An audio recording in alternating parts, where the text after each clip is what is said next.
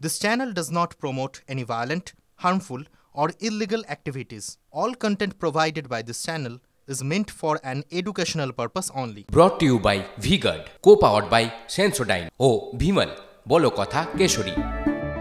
Associate sponsor Ultratech Cement। পশ্চিমবঙ্গকে ছাড়া উন্নত ভারত গঠন সম্ভব নয়, অথচ সেই বাংলাই আজ অপশাসনের অন্ধকারে ডুবে। দেশের কাছে এটা একটা বড় চ্যালেঞ্জ। TV9 বাংলার ম্যানেজিং এডিটর অমৃতাংশু ভট্টাচার্যকে দেওয়া এক্সক্লুসিভ সাক্ষাৎকারে এমনটাই বললেন প্রধানমন্ত্রী নরেন্দ্র মোদী। সন্দেশখালী থেকে দুর্নীতি বিভিন্ন ইস্যুতে মনের কথা জানিয়েছেন তিনি। प्रधानमंत्री जी, अगर बंगाल की तरफ देखें तो 2019 में बंगाल में अप्रत्याशित आप लोगों को बढ़त प्राप्त हुई थी। उसके बाद विधानसभा में सबसे बड़ा अपोजिशन बन के बीजेपी उठाए हैं और अब बार बार बंगाल में आए, इस बार भी आ रहा है और काफ़ी भारी संख्या में लोग आ भी रहा है आपको देखने के लिए। बंगाल का चुनौती को आप कैसे देख रहे हैं और यहाँ पर सबसे बड़ा मुद्दा आपको कौन सा नजर रहा है? बहुत ही अच्छा सवाल पूछा है आपने। अगर भारत को विकसित होना है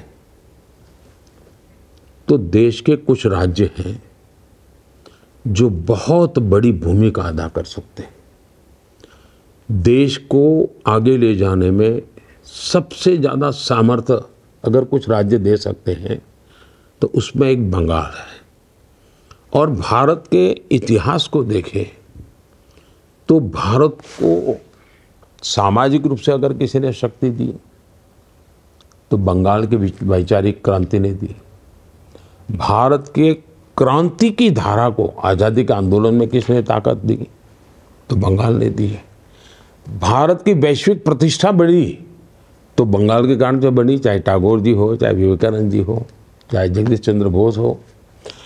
बंगाल का इतना बड़ा योगदान है जिसको दुर्भाग्य से पहले लाल वालों ने और अब टीएमसी वालों ने पिछले 50 साल में इस महान परंपरा को तहस नहस कर दिया है।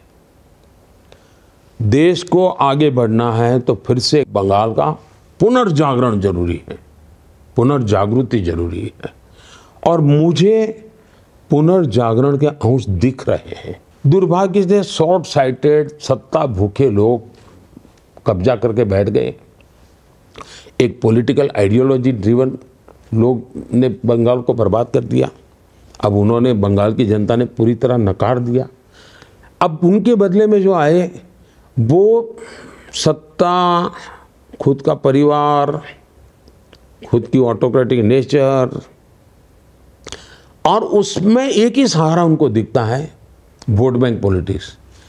जिन घुसपैठियों के खिलाफ ममता जी ने पार्लियामेंट में शासक पक्ष में हिस्सा होने के बाद भी कागज उड़ा रहे थे, तूफान खड़ा कर दिया था। सोमनाथ चटर्जी के सामने तूफान खड़ा कर दिया था। वही ममता जी के लिए वो आज बहुत बड़ी सोने की थाली जैसे परोसा गया, वैसे हाथ में लग गया है। अब वो उन्हीं की रक्षा में लगे। उनकी वेलफेयर स्कीम भी सबका साथ सबका विकास वाली नहीं है। सिर्फ वोट बैंक को संभाल करके वो तिजोरी खर्च करेंगे तो वोट बैंक के लिए, बाकी कहते हैं उनको लगता है वो तो मजबूरी है, आ जाएंगे। जब तक बंगाल को वोट बैंक की राजनीति के एक प्रकार से अत्यंत दुखदायक परिस्थिति से बाहर नहीं निकालेंगे और बंगाल की उस महान परंपरा और विरासत, और बंगाल के युवा में बहुत ताकत है जी, बहुत सामर्थ्य है, उसको अगर अवसर देंगे और किसी भी भेदभाव के बिना समाज के सब वर्गों को साथ लेकर के तो बंगाल खड़ा हो सकता है। और आज बंगाल बीजेपी को स्वीकार कर रहा है। हम 2 या 3 एमएलए हुआ करते थे, आज 80-90 तक पहुंच गए हम लोग। हम कभी पार्लियामेंट के अंदर सोच भी नहीं सकते थे, आज हम सबसे बड़ी पार्टी बनकर के उभर रहे हैं। तो बंगाल ने दिल से बीजेपी को स्वीकार कर लिया है। वोट की दुनिया में अभी हमें कभी बहुत सारी कठिनाइयाँ आती हैं, लेकिन मैं मानता हूँ कि जनता हिंसा जिस प्रकार का वातावरण है सबसे बड़ी चुनौती है। लोकतंत्र में सारे देश में अब शांतिपूर्ण चुनाव हो रहे हैं। हफ्ते के पहले 2 हुए, कहीं से हिंसा, बंगाल के सिवाय कहीं से घटना ही नहीं आती थी। या तो बंगाल से आएगी या केरल से आएगी। जब त्रिपुरा में भी कम्युनिस्टों की गवर्नमेंट थी, हिंसा की घटनाएं आती थी। कम्युनिस्ट गए, हिंसा की घटना बंद थी। बंगाल में कम्युनिस्ट गए, बंद हुआ, लेकिन अब ममता दीदी ने वही रास्ता अपना लिया। तो दुर्भाग्य है, लोकतंत्र के लिए भी खतरा है। और आज की राजनीति बंगाल की बीजेपी के लिए चुनौती नहीं है, देश के लिए चुनौती है जी। देश इस प्रकार से नहीं चल सकता जी। ऐसे बंगाल में हम लोग देखा जाए तो 50% 50% महिलाओं है वोटर्स के अंदर। और पिछले चुनाव में भी देखे है कि देश का महिलाओं ने बीजेपी को बहुत अच्छी खासी सपोर्ट दिया है। तो इस बार बंगाल के लिए स्पेशली ये संदेशखाली का जो भी हम लोगों ने देखा सुना, इसके बाद मोदी का गारंटी क्या है? पहली बात है कि एक तो मेरा खुद की सोच क्या है, राजनीति छोड़ दीजिए। भारत की 50% जनसंख्या वो भारत की विकास यात्रा में भागीदार बननी चाहिए कि नहीं बननी चाहिए। अगर हम भारत की 50% जनसंख्या को विकास यात्रा में भागीदार बनाते हैं तो देश की इकोनॉमी को एकदम से नया क्षेत्र में बल मिल जाएगा। तो मैं गुजरात के मेरे काम को भी देखिए, मैं महिलाओं को सबसे ज़्यादा एम्पावर करने में ताकत लगा था। कोई कहीं कुछ बुरा था इसलिए नहीं, मुझे पॉजिटिव लगता है। अब जैसे मेरे यहाँ अमूल डेयरी एक बहुत बड़ा उदाहरण है आपके सामने, या लिज्जत पापड़ बहुत बड़ा उदाहरण है। ये दोनों आज किसी भी कॉरपोरेट वर्ल्ड को कंपटीशन करते हैं, लेकिन दोनों महिलाओं के द्वारा चलती है। मतलब हमारे देश की महिलाओं की इतनी बड़ी ताकत है कि वो पूरी स्थिति बदल सके। अब मैंने खादी पर बल दिया। आज खादी इतनी तेजी से बढ़ रही है जी, पहले की तुलना में खादी की बिक्री, खादी में रोजगार, खादी का कारोबार 2-2.5 गुना बढ़ गया। लेकिन आप देखेंगे तो खादी में 80% काम करने वाली महिलाएं हैं। हमने वीमेन सेल्फ हेल्प ग्रुप बनाए, 10 करोड़ महिलाओं को जोड़ा है। लेकिन अभी तक क्या है, हमने महिलाओं को छोटे मोटे कामों से कर लिया तो वो एम्पावर होगा, नहीं। मैं उसको एकदम से ब्रेक थ्रू करना चाहता हूँ, इसलिए मैंने अभी ड्रोन दीदी का काम उठाया है। जब गांव के लोग देखेंगे कि ये तो ड्रोन पायलट है, ड्रोन चलाती है, खेती करती है, तो महिलाओं की तरफ देखने का दृष्टिकोण बदल जाएगा। मैं एक साइकोलॉजिकल बैरियर तोड़ना चाहता हूँ। तो एक तो मेरा इन जनरल एक कमिटमेंट है। अब जहाँ तक बंगाल का सवाल है, मैं मानता हूँ कि सुरक्षा एक सबसे बड़ा गंभीर मसला है। जिस प्रकार से संदेशखाली की घटनाएं घटी और जो दबी हुई कोई माता बहन अपने व्यक्तिगत जीवन में बाहर खुलकर कुछ बोलने की हिम्मत नहीं करती है। संदेशखाली में जिस प्रकार से मैं उन माताओं को मिलाता था, आँख में से आंसू निकल आते थे, सुनता था तो दर्द होता था। और पॉलिटिकली शेल्टर मिले और उस प्रकार से व्यवस्था हो, तब जाकर के बहुत बड़ी चिंता होती। और सरकार किसी भी हालत में उनकी बात सुनने को तैयार ना हो।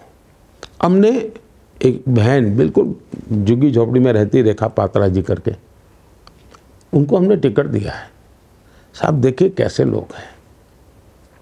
मैंने रेखा पात्रा जी को टिकट देने के बाद फ़ोन किया, तो मैं मिला था पहले उनको। मैंने कहा दीदी आपके पास पैसे नहीं होंगे तो हम एक काम करेंगे, हम लोगों के पास जाएंगे और लोगों को कहेंगे कि रेखा दीदी के लिए 1 वोट तो देना है, लेकिन 1 रुपया देना है। तो मुझे रेखा जी कह रही है, नहीं साहब, मैं पैसा नहीं मांगूंगी, मैं पैसे नहीं मांगूंगी, मैं हाथ जोड़ के मांगूंगी कि वोट दो, मुझे पैसा नहीं चाहिए। साहब जिस बंगाल में ये नारी शक्ति हो, वो बंगाल देश को आगे ले जा सकता है। और इसलिए मैं मानता हूँ कि बंगाल में नारी शक्ति, ये नारी के द्वारा उत्पीड़न जो चल रहा है, उसका जवाब भी नारी शक्ति देगी और दिखाएगी कि एक एक नारी सत्ता पर बैठी है और ये जुल्म हो रहा है, दुख उसका है महिलाओं को। कोई एक सरफरा पुरुष बैठा होता और गड़बड़ होती तो महिलाएं कहती ये तो निकम्मा है। कि एक नारी के रहते होता है तो लोग नहीं सहन करते, और उसके कारण पुरुषों को भी दर्द होता है, पुरुषों को भी दर्द होता है। ये कैसे चल सकता है जी? और उसके कारण बंगाल में मैं समझता हूँ एक बहुत बड़ा परिवर्तन, मैं बिल्कुल एक समय इंतजार करना है, वो कुछ नहीं है जी, सब बना बनाया पड़ा हुआ है जी। बंगाल का इतना करप्शन अभी अनर्थ हुआ है, इसके बारे में आप क्या बोलेंगे? आप देखिए, नोटों के ढेर लोगों ने देखे हैं, ये लोग कितनी गालियां दे दे बीजेपी को, भाई ये दुरुपयोग करते। नोटों की गड्डियां दिख रही, उसका क्या कहोगे भाई? देश ने कभी भी मशीन थक जाए साहब, नोट गिनने वाले बैंक में भी नोट गिनते हैं मशीन, लेकिन थकते नहीं है। ये चोरों के पैसे गिनने में थक जाते हैं। अब देश मोदी पर प्रश्न नहीं करेगा, ये चिल्लाए कितना ही चिल्लाए, क्योंकि आंखों के सामने गद्दी के नीचे से निकलती नोटें दिख रही, गैराज में से निकलती नोटें निकल रही है, कपबोर्ड भरे पड़े नोटें निकल रही हैं, अफसरों जेल में पड़े हुए हैं। तो सबको लगता है यार ये ड्रग माफिया, ये आर्म्स माफिया, तो देश को नफरत है, और मोदी है जो पूरी ताकत से लगा हुआ है। तो एक तरफ आपका मोदी का गारंटी है देश के सामने, और दूसरी तरफ हम लोगों ने देखा कि अभी राहुल गांधी भी गारंटी दे रहा है। अभी देश किसका गारंटी पर भरोसा करे? देखिए, पहली बात है कि गारंटी शब्द पर मेरा कोई कॉपीराइट नहीं है। जिसको फर्जी माल बेचना होता है, वो भी बड़ी प्रोडक्ट का सिमिली ढूंढ करके शब्दों का प्रयोग करता है, तब उनकी मुसीबत ये है कि उनको ये शब्दों का उपयोग करना पड़ता है। लेकिन मान लीजिए, अब गारंटी वो ऐसे ही नहीं निकलती है जी। एक लंबी तपस्या के बाद आपके शब्द गारंटी बन जाते हैं, आपके शब्द की कीमत बढ़ जाती है। कोई मुझे बता दे साहब, उनके नाना परनाना, आप उनके भाषण सुने या लाल किले पर गरीबी की बातें की है, उनकी दादी उन्होंने गरीबी की बातें की, उनके पिताजी गरीबी की बातें की, उनकी माताजी जब रिमोट सरकार चलाती तब भी गरीबी, और अब कह रहे हैं हम खटाखट गरीबी हटा देंगे, एक झटके में गरीबी हटा देंगे। कौन भरोसा करेगा? जब मैं कहूँ कि भाई मैं आपके लिए मेहनत करूँगा, इस देश का कोई भी व्यक्ति मेरी इस बात पर अविश्वास नहीं करेगा। मुझे देखा है, तो मेरा जीवन, मेरी वाणी और मेरी गारंटी, ये सब एक सूत्र में है जी। ये हवा में से निकाला हुआ भाव नहीं है, यानी पक्का रोड मैप है, तब जाकर के गारंटी पे भरोसा होता है जी।